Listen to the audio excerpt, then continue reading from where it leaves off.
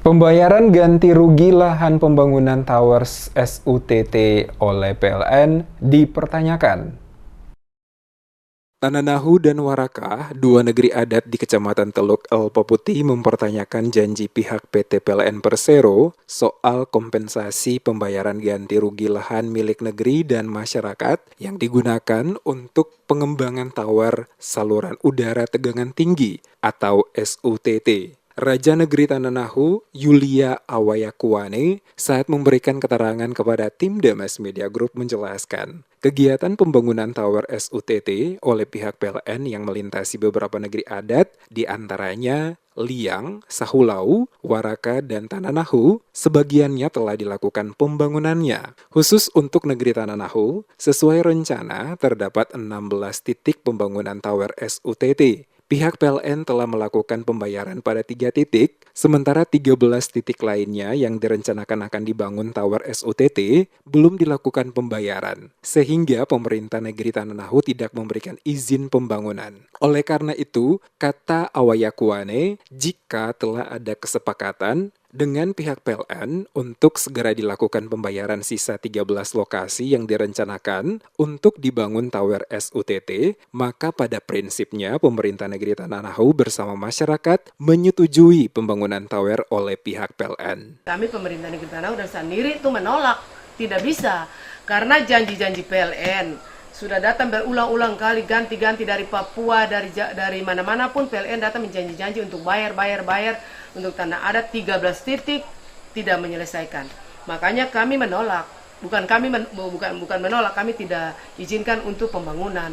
Kalau selesaikan dengan untuk penyelesaiannya selesai, silakan membangun.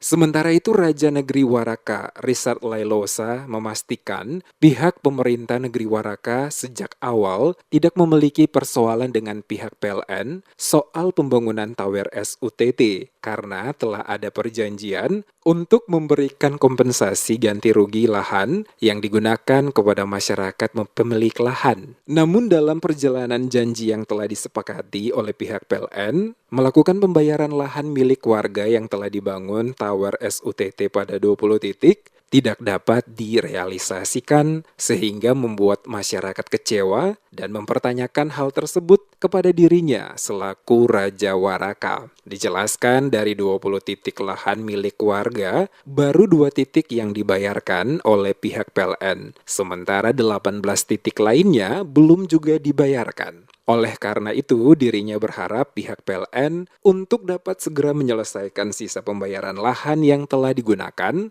untuk pembangunan tower SUTT. Untuk masyarakat negeri Waraka, pada prinsipnya, karena ini untuk kebutuhan seluruh komponen masyarakat yang ada di NKRI, ini kami tetap setuju. Dan Waraka tidak ada bermasalah dengan PLN. Ya. 20 titik yang dipercayakan untuk negeri Waraka, kami sudah melakukan itu, sudah melaksanakan itu, dan PLN sudah bekerja. Ya. Tapi yang jadi masalah sekarang, sebelum kita melakukan kegiatan ini, suara perjanjian dengan PLN. Mereka akan memberikan semacam ganti rugi lahan itu, ya, untuk kegiatan PLN ini, dan itu sudah sepakat dengan kami. Janji dengan kami itu dari bulan Januari, dari bulan Desember sampai Januari batas waktunya. Sampai saat ini juga pun belum selesai. Sehingga kekecewaan itu ada.